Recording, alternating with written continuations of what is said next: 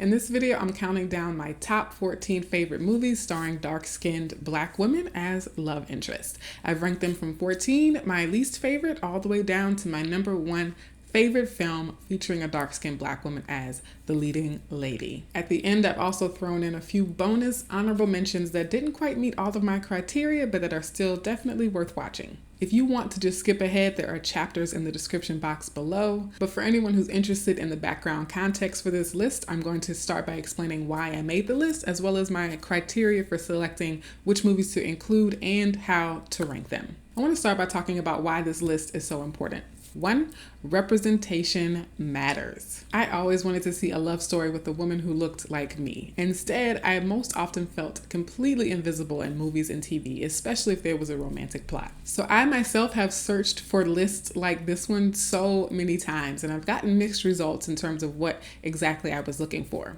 So I figured I'd make my own list and share it just in case anyone else is out there searching. But this list is also important because we know that the way society represents dark-skinned black women has a direct impact on how society treats dark-skinned black women. And regardless of your relationship status, regardless of whether or not you care about romance or dating or marriage, it's always great to see that option as a real possibility for us. I myself have talked about the dangers of overvaluing romantic relationships or romantic validation. I've linked to that specific video in the description box below. So if you want to watch that full conversation, go and check it out. So I'm definitely not making this video as a way to put romantic relationships on a pedestal or to say that that's the end all be all for life. But since we're going to be watching movies anyway, if you're inclined to watch a rom-com or a romance drama, why not let it feature a dark-skinned black woman? So now I want to share a little bit about my selection criteria, how I selected the films for this list, and how I decided to rank them.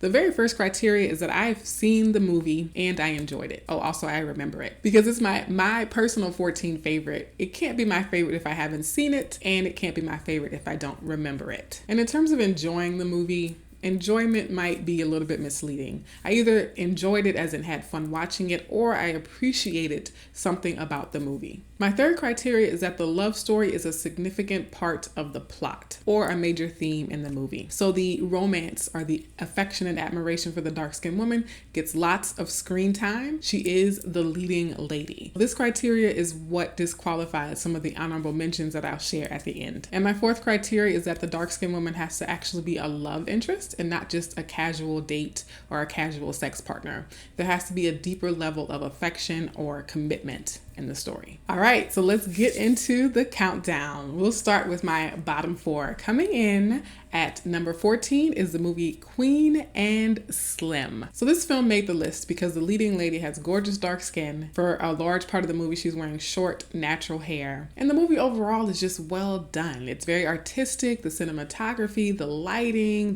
just the tone and the mood of the scenes as they are shot is really, really beautiful. It's at the bottom of my list though because of the ending. No spoilers, but it's just, I couldn't, it made the list, but it had to be at the bottom because the ending is not really what we want to see for dark-skinned women and their love stories. Number 13 on the list is Princess and the Frog, a 2009 Disney movie. So I love this movie for a few reasons. One, it's an animated film, and I feel like a lot of the movies on my list and a lot of movies that feature dark-skinned love interests are made for adults, and they don't really target children. So I think it's great to have this representation starting at a young age. Now, with this being my list of personal favorites, I love that this movie is set in Louisiana because it's my home state, and so I found a lot of the dialogue, a lot of the themes and elements of the film very relatable just because of where I come from. This movie, however, did not make my top 10 because for the majority of the movie, the dark-skinned woman is a frog. And so we don't actually get to really see and really appreciate the romantic story unfolding with the dark-skinned woman per se. It's more so unfolding between two green amphibians. Number 12 is a more recent film made in 2021, and it's called Vacation Friends. This movie stars one of my faves, Yvonne Orji, who became famous as part of the hit HBO series Insecure, who played Molly, Issa Rae's best friend on the sitcom. Now, this movie is very much a slapstick comedy. So if you like that genre, as well as wanting the benefit of seeing a dark-skinned woman in the lead role, this could possibly be one of your favorite movies. However, slapstick comedy is not one of my personal favorite genres. So as much as I loved seeing Yvonne Orji playing the fiance and eventually the wife in this movie, slapstick comedy doesn't do it for me in terms of favorite films. One other reason Vacation Friends didn't make my top 10 is that the movie definitely feels like it was made by white people. If you watch, you'll understand what I mean. And number 11, Things Never Said, which was made in 2013, and it stars the beautiful Shanola Hampton. It's not in my top 10 because maybe it should be in my top 10. I feel like after I publish this list, I'm going to completely change my mind. But really, I think the reason this movie didn't make my top 10 is because something about it felt kind of sad. I think part of the story is that the dark-skinned love interest is still tied to an abusive relationship. And so I think that element, even though the ultimate love story is really touching, there was so much sadness in the movie. And so I think that's why it's not quite in my top 10. But again, definitely still worth watching, especially if you're looking for a more serious romantic movie. All right, let's get into the top 10. Coming in at number 10 is The Seat Filler, a 2004 film that definitely has a 90s vibe. And so one of the reasons why I like this film and why it made it into my top 10 is because it has that lighthearted feel without being pure slapstick comedy. Number 9 is a 2020 film starring my personal fave, Issa Rae, and it is The Lovebirds. Now, I love The Lovebirds, one, because it is a comedy, but the opening scene is just like one of my favorites ever. It's just so fun to watch, especially as someone who's looking for dark skin representation in love and romantic movies. Now, this is sort of a comedy adventure movie as well. And so as I mentioned, the comedy movies are less likely to be my favorites just because I like the more serious dramas, but it could definitely round out the top of someone else's list of favorites. I highly recommend it. Number 8 on the list came out in 2016, and that is South Side with You. This is the story of Michelle's first date with Barack. Now, we all know how this love story ends, and so it's really interesting that they're just showing the first date. And so even though it doesn't show the whole life story of them actually deciding to be together, it is so sweet how he really dotes on her. He shows that he appreciates her and admires her. And the ending is so good. They really nailed the ending of this movie. I love it. Number 7 is a classic Tyler Perry film made in 2007 called Daddy's Little Girls. Now, I am personally not the biggest fan of any Tyler Perry productions, but of all the films he's made, Daddy's Little Girls is one of my favorites precisely because we see a dark-skinned love interest, Gabrielle Union, throughout the film. I am a Gabrielle Union fan. She's one of the only celebrities I follow online, in addition to Viola Davis, Lupita Nyong'o, Serena Williams, and a few others. All of them dark-skinned, of course. But Gabrielle Union has also spoken about colorism, even in the context of being cast in films. And so I try to support all of her work. This film didn't quite make my top 5 because the ex-wife is also dark-skinned and she's portrayed in a pretty horrible light. Although it didn't make the list because I think Gabrielle Union's presence counterbalances the portrayal of the ex-wife. But yeah, that's one detail that I thought about when choosing not to include it in my top 5. Now, number 6 is quite a throwback, going all the way back to 1993. That is A Bronx Tale. This movie was quite a surprise to me. I asked a similar question about dark-skinned women being featured in love stories, and someone recommended A Bronx Tale. So I looked at it and I was really impressed by how sweet this movie overall is, but especially the love story that's a part of it. This movie is also really interesting because the main characters are teenagers. And so you have to decide if this is actually a PG movie or PG-13 movie, but definitely the representation of the younger dark-skinned girl being the center of attention and affection. I also love this movie because the guy who falls for her actually risks something in order to be with her. He overcomes pushback from his family and from her family, and he persists. He takes a risk. He puts something on the line in order to spend time with her and engage with her and get to know her. And the reason this didn't make my top top 5 is because the movie is on the longer side. And so even though this love story is a significant part of the movie, there's a lot of the movie that's not really about the love story as well. All right, now we're into the top 5. Things are getting serious, folks, okay? I realized that my top 5 all have something in common. They're all told from the perspective of the dark-skinned woman. Some of the other films where the dark-skinned woman was the love interest, she wasn't necessarily the main character, right? The guy or someone else might have been the main character. But I noticed that my top 5 films, the dark-skinned woman is the leading lady. It's her story. So let's see what this top 5 are. Number 5 is a 2019 film called Juanita, and it stars the amazing, the incredible Alfre Woodard. I love this movie because, as you know, Alfre Woodard is dark-skinned with full features. I also love that she's an older, more mature actress who gets to have this, sort of adventurous love story be told from her perspective. The basic premise of the film is that she goes on a journey across country and meets an unexpected beau. Number 4 is a 2012 film made by Ava DuVernay called Middle of Nowhere. Now, this film came out before Ava DuVernay's breakout movies that made her really famous, but it is, in my opinion, one of her best projects. Yes, I feel that way in large part because it's a dark-skinned woman in the lead and it's her love story. This film, though, is really subtle and it's really quiet, and I like that. For my personal favorites, I liked it wasn't an action film. There wasn't like intrigue and mystery. It was really character driven and led by the emotion of the dark-skinned woman as she's weighing her options in love. Also, the soundtrack was gorgeous. I'm a huge music person and I get a lot of my favorite songs from movies and TV shows. The end of this film really introduced me to one of my favorite songs. So again, beautifully done. Kudos to Ava DuVernay on this one. So now we're in the top 3. This is not a game, folks. My top 3 favorite films with dark-skinned women as the love interest. Here we go. Number 3, yes, it's another Issa Rae classic, The Photograph. This came out in 2020 and I'm already calling it a classic.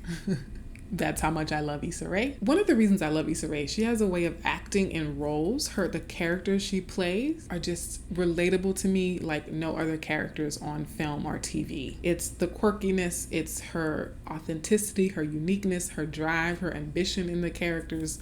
It's so many things. Her humor is like right on par with what my humor is like. Her style of dress in the films, all of it. And I just love to see it. Okay, so Issa Rae, if you're watching, just know that you're going down in history as the GOAT. Number 2, The Runner-Up, a 2018 film based on the novel by James Baldwin, If Beale Street Could Talk. I need to slow down for this one, folks.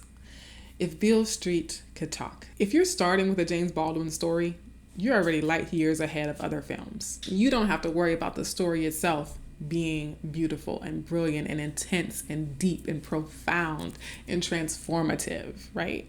But in addition to the foundation of having just a spectacular story, the filmmakers, the directors and the cinematographers, the lighting people, the casting people, the wardrobe people, the actors themselves, beautifully done. From the very opening scene in this movie, I love the creative decision to allow the audience to bask, to marinate, to savor the beauty of dark skin, the beauty of dark-skinned love.